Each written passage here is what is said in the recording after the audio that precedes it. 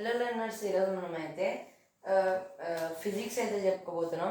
ఫిజిక్స్లో heat transfer in nature అయితే చెప్పుకోబోతున్నాం.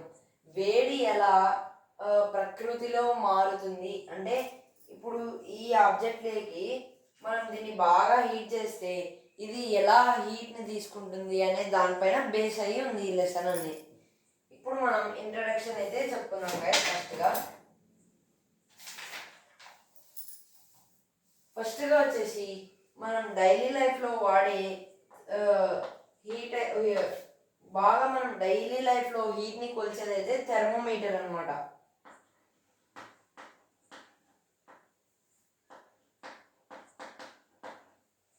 ఈ థర్మోమీటర్ అయితే మనకు డైలీ లైఫ్లో ఎంతో బాగా అయితే ఉపయోగపడుతుంది అనమాట. మనకు జ్వరం వచ్చినప్పుడు నీళ్ళు వేడిని చెక్ చేసినప్పుడు మనకు ఏవైనా బాడీలో హీట్ ఎక్కువైందా తక్కువైందా, మనకి చలి జ్వరం వచ్చిందా లేదా అని అన్నీ తెలుసుకోవడానికి మనం డైలీ లైఫ్లో వాడేది థర్మోమీటర్. ఒకప్పుడు థర్మోమీటర్లో మెర్క్యూరీ అనే ఎలిమెంట్ అయితే వాడేవారనమాట.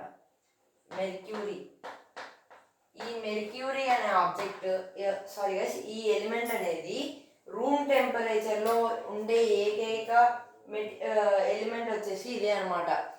ఇది ఎంత నార్మల్గా ఉంటుందంటే, మనం ఎక్కువసేపు హీట్ చేసి పక్కన పెట్టినా కానీ అది నార్మల్ స్టేజ్కి చాలా త్వరగా వచ్చేస్తుంది అనమాట.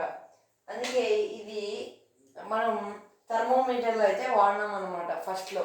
ఇప్పుడైతే మనకు డిజిటల్ అన్నీ అయితే వచ్చాయన్నమాట. ఇది ఫస్ట్ థర్మోమీటర్లో వాడినది అయితే మెర్క్యూరీ. ఇప్పుడు మనం ఒక ఎక్స్పెరిమెంట్ అయితే చేయాలంట.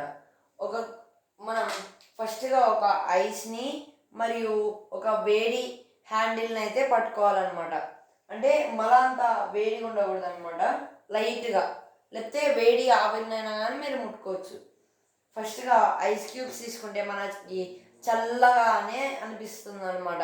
ఎందుకంటే మన నరాలు అనేటిది మన సెన్సెస్ అనేటివి మనకు చల్లదనం తగులుతుంది అని అనిపిస్తుంది అనమాట. తర్వాత వేడి దాన్ని ముట్టుకోవాల. అప్పుడు మనకేమవుతుంది, సడన్గా చేంజ్ అయిపోయి మనకు హీట్ అనేది అనిపిస్తుంది అనమాట. మనం డైలీ లైఫ్లో చూసుకున్నట్లయితే చల్లనీళ్ళు పోసుకున్నప్పుడు మన బాడీ అప్పుడు చాలా హీట్లో ఉంటుంది అనమాట. మనం తీసుకునే ఫుడ్ అంతా హీట్ అనేది ఉంటుంది అనమాట మన బాడీలో. ఒక్కసారి చల్లనీళ్ళు పోసుకున్నప్పుడు అది మన బాడీ తట్టుకోలేక మనమైతే వణుకుతాం అనమాట. ఇది గైస్ మనం డైలీ లైఫ్లో స్నానం చల్లనీళ్ళతో చేస్తే ఎందుకు వణుకొస్తుందో అని. మన బాడీ ఏమో హీట్కి అడాప్ట్ అయిపోయి ఉంటుంది. సడన్గా చల్లనీళ్ళు పడినప్పుడు మన బాడీ అనేది తట్టుకోలేదు. అలా అయితే జరుగుతుంది అనమాట. ఇప్పుడు నెక్స్ట్గా వచ్చేసి హీట్ గురించి అయితే చెప్పుకోబోతున్నాం. హీట్ అంటే ఏంటి? హీట్ అంటే వేడి అని అర్థం అనమాట. Unit of heat equal to unit of heat వచ్చేసి హీట్ని మనం దేంట్లో కొలుస్తామంటే క్యాలరీ అని కొలుస్తాం.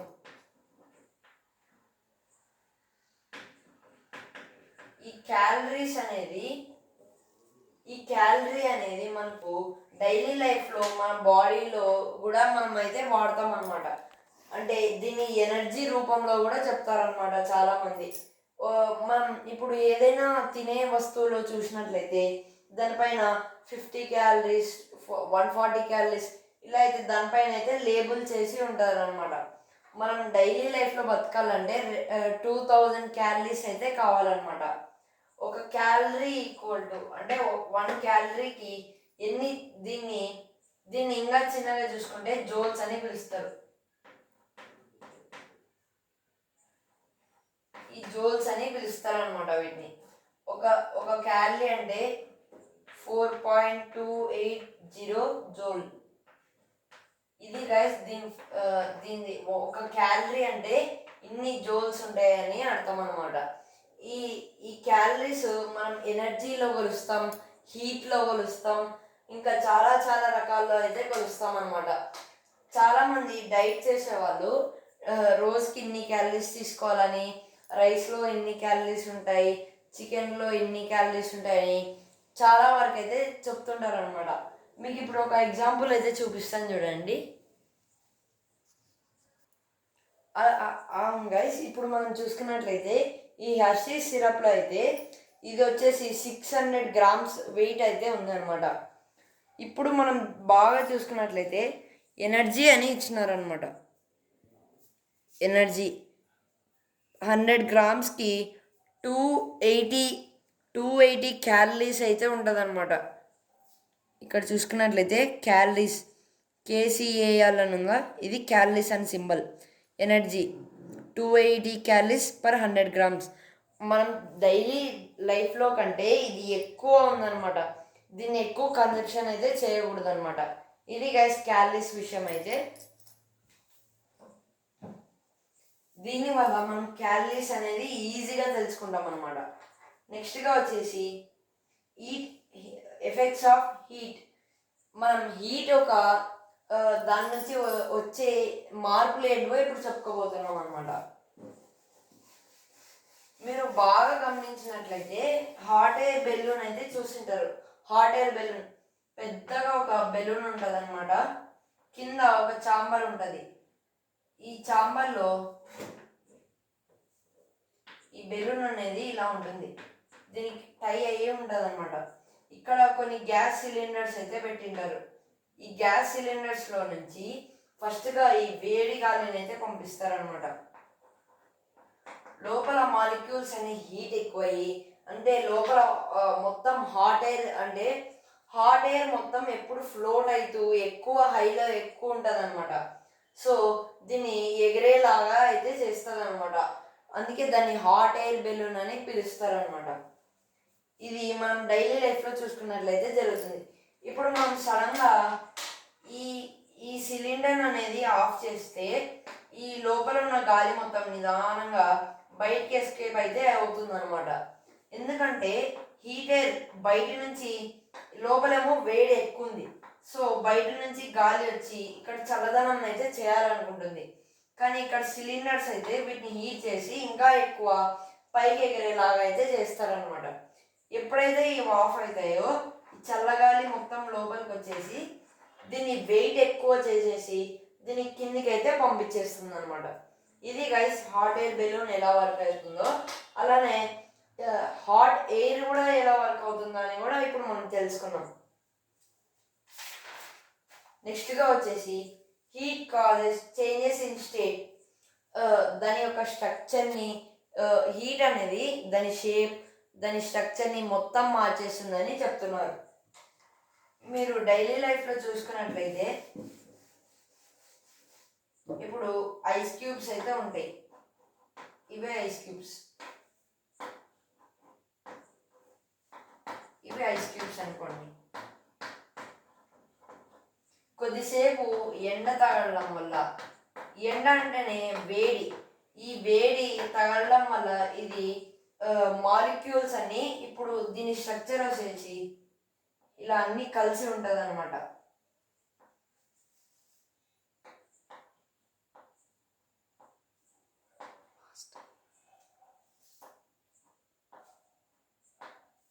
ఇలా ఒక్కొక్క మాలిక్యూల్ అనేది అన్నీ కలిసి ఉంటాయి అన్నమాట.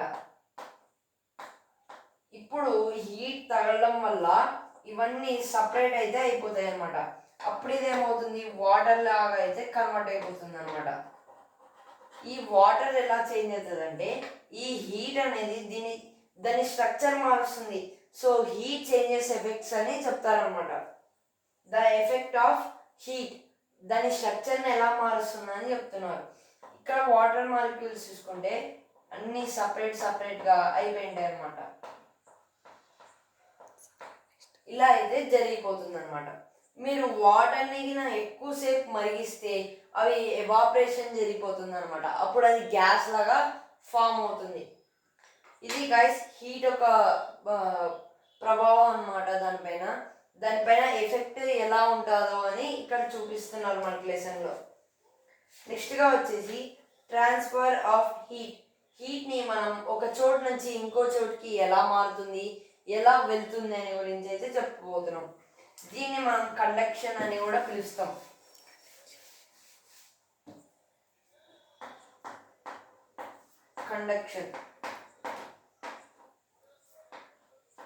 కండక్షన్ అంటే ఏం లేదు గైస్. ఇప్పుడు ఒక ఆబ్జెక్ట్ ఫైర్కి తగిలినప్పుడు అంటే మంటకి తగిలినప్పుడు హీట్ అనేది వెళ్తుంది అనమాట.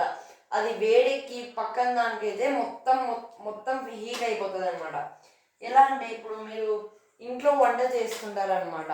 ఒక పాట్లో ఒక గిన్నెలో అంటే ఒక దాంట్లో పెట్టి మనం ఒక స్పూన్ని అలానే కొద్దిసేపు పెట్టేస్తే అది అలానే హీట్ అవుతూ మనం దాన్ని సడన్గా పట్టుకున్నప్పుడు మన చెయ్యి కూడా కాలుతుంది అనమాట.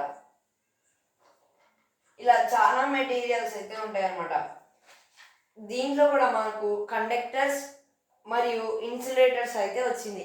ఇన్సులేటర్ అంటే హీట్ని మరియు కరెంట్ని పాస్ చేయలేదే కండక్టర్ అనమాట. Sorry guys, insulator. దానికి ఆపోజిట్ వచ్చేసి కండక్టర్స్ అనమాట. కండక్టర్స్ ఈజీగా కరెంట్ని పాస్ చేస్తాయి మరియు ఈజీగా హీట్ని కూడా అయితే పాస్ చేస్తాయి అన్నమాట. ఎగ్జాంపుల్ వచ్చేసి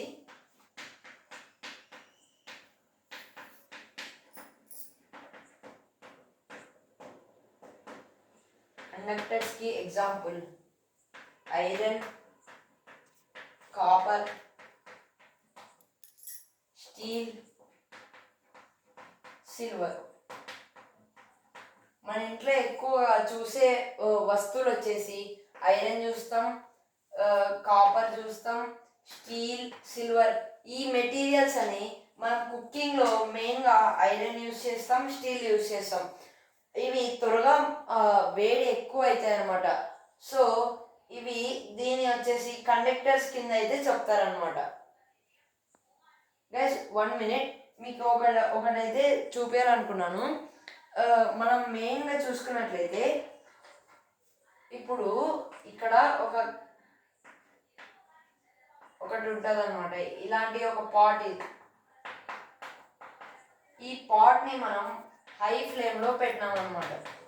ఈ హై ఫ్లేమ్లో ఈ మట్టి అనేది క్లే పాట్ అనమాట.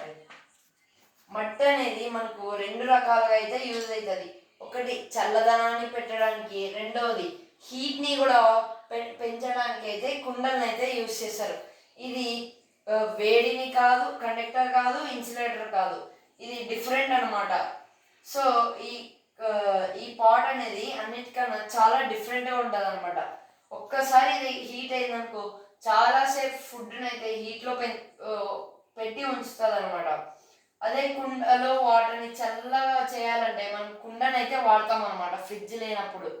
అలానే దాంట్లో వెజిటేబుల్స్ పెడతారు, అన్నీ పెడతారు అనమాట. ఇది గైస్ వీడియో అయితే మీకు నచ్చినట్లయితే లైక్ చేయండి, సబ్స్క్రైబ్ చేయండి. ఇది హీట్ ట్రాన్స్ఫర్ ఇన్ నేచర్ అనమాట. ఇంకా చాలా లెసన్ అయితే ఉంది. Thank you for watching. For more videos like, share and subscribe.